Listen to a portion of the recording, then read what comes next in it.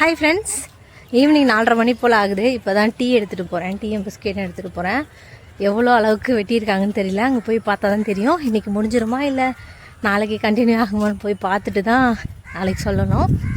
ரெண்டு ஆளாக தான் வச்சு வெட்டுறேன். ஏன்னா ஒரேடி ஆள் வச்சாலும் செட் ஆகாதுன்ட்டு பொறுமையாகவே வந்து வெட்டிக்கலாம்.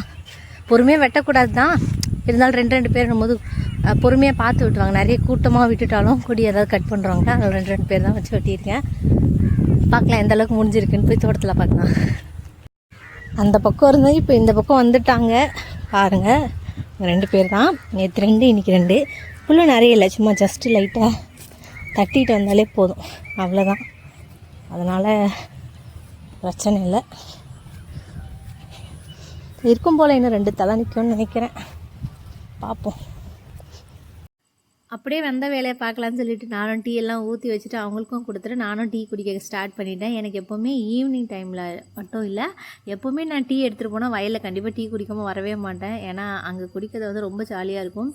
அதே போல் சாப்பாடும் சரி, வீட்டில் நமக்கு சாப்பாடு பிடிக்கலனா கூட அங்கே வயலில் போய்ட்டு அவங்கள சாப்பிட்றத பார்க்கும்போது நமக்கு வந்து சாப்பிடணுன்ற ஆசையே வரும்.